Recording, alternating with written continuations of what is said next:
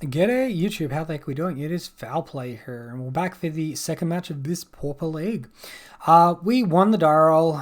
His hand's pretty medium, like it has good mana. I think we can do better. I'm like so tempted to keep because of abundant growth, but we can do better. Maybe if I had like a second creature instead of one of the lands, it would have been better. This is like a million times better than what we just saw. Let's go ahead and ditch one plains because the rest of our stuff curves out kind of nicely. So Citadel Gate, blue-white, so we can assume this is probably Caw-gates that we're versing.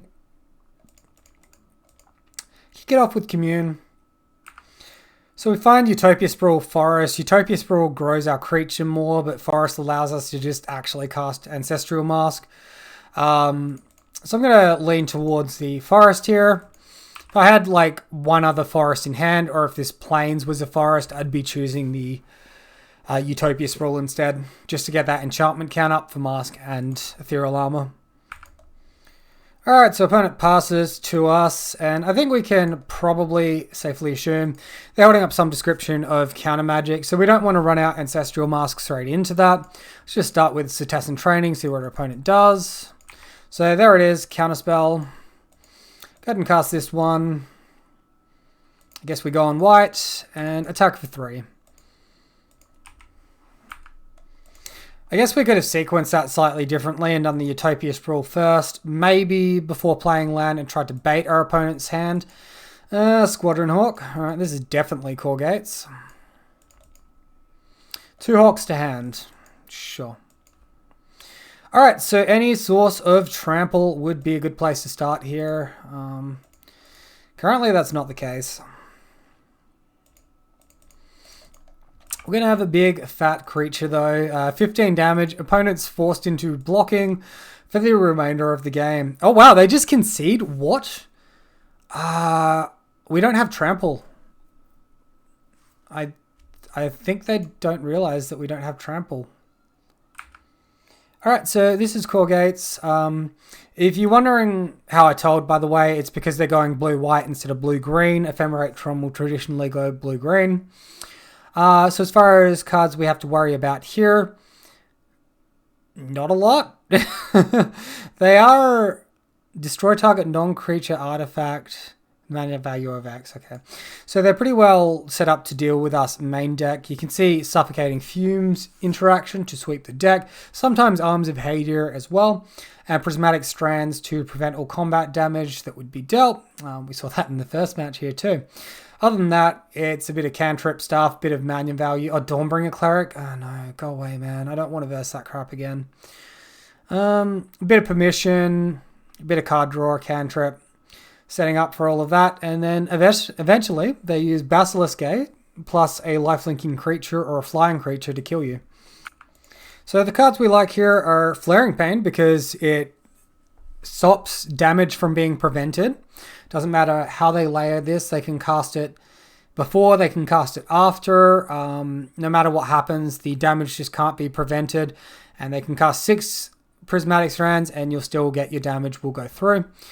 You can also sort of like ram through, which can be useful.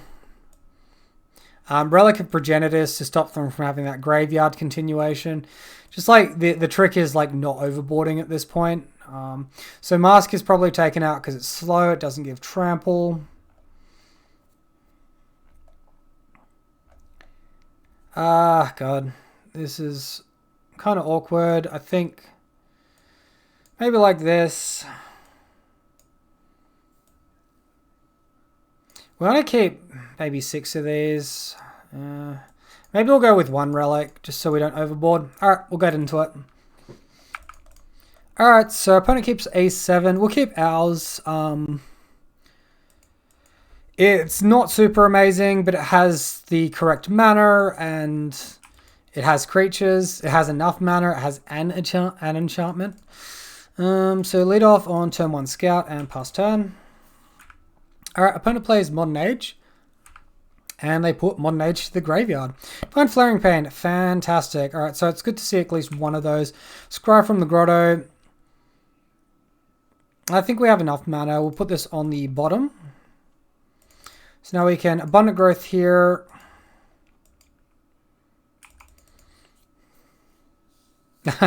Typical.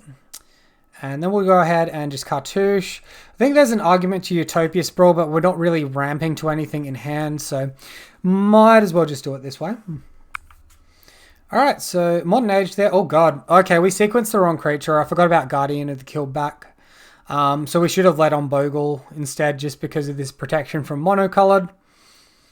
Which can be frustrating. Alright, so opponent's next land is a second Basilisk Gate. And, oh, come on, deck. Seriously? Alright, well, let's play a Grotto, because I want to actually hit at least one more aura this game. Get bent. God, we have like 12 forests in this deck. What the hell is going on here? Go ahead and attack for 3. I guess we shouldn't extend our Bogle onto the board now because there's potential for Suffocating Fumes. Don't want to get completely wiped like that. Our opponent flips into Vector. And we see Preordain. 1 to the top, 1 to the bottom. More gates. Chooses black this time. Yeah. I hear your opponent. Alright, really good draw. So we've actually drawn something relevant. So just play this one down and start attacking. So Warrior Token's turned off now, but we have enough damage to attack with Scout, and we have Trample, so that's really good. Alright, opponent plays the cat. Now, if you do have Standard Bearer in your sideboard, bring it in, because your opponent's gates will be forced to target your Standard Bearer instead of their own creatures. As it is, opponent attacking for 6. Yikes.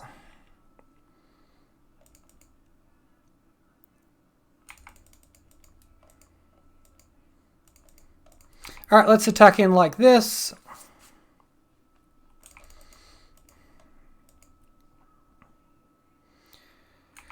And no blocks from the opponent.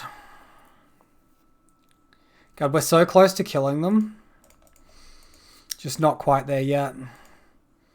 Let's fight these two. So we'll trample 3 damage over to them. It's not fight, it's a deals damage. I should term that correctly, apologies. So that stops their life gain from for this turn.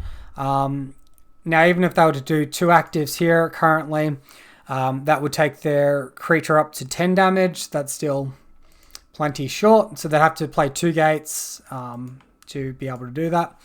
Preordained from the opponent. They're going to be looking for a Fog effect. We do have the answer to Fog effect in hand, which is really sweet. So 1 top, 1 bottom with Preordain. Oh, we see Dawnbringer Cleric. That's a frustrating one. Removes our first strike. Son of a gun. And we draw more forest? Are you flipping kidding me, man? That's ridiculous, dude. Alright, so we'll get in here. Oh, opponent's willing to trade him off. I'll take that. I guess I'm running this into Revoke. Maybe I should be leaving it in hand, actually. Yeah, I think that was a misplay. Suffocating Fumes. I'd like to say I'm surprised. I'm really not. Oh, yeah. Brings back the cat. Yep. So, like, if we're to draw, like, any aura on a relevant turn leading up to any of that, just, like, actually in a decent spot, like, our opponent would be dead if we hit 1 more aura instead of, like, all these mana sources. As it is, now they can give their cat plus 10, attack for 11. We're forced to block, and then, like, 2 in the air. Wait, this is activate only as a sorcery. What's our opponent doing? Okay. They got like a sweeper effect post-combat. They just have to have prismatic strands here. But we have the flaring pains, so we can actually blow our opponent out here. presuming this resolves, we attack. Oh my. I think we got so lucky here. Oh, wow. Wow. And even if our opponent was to want to counter this, it has flashback for 1 red. We have exactly enough mana to cast it for flashback. Alright, so I think we got really lucky there. I think we probably deserve to lose that game 2 and go to a game 3. But hope you guys enjoyed the video nonetheless. Let me know what you think in the comment section down below. Until next time, have a wonderful day. I'll see you then.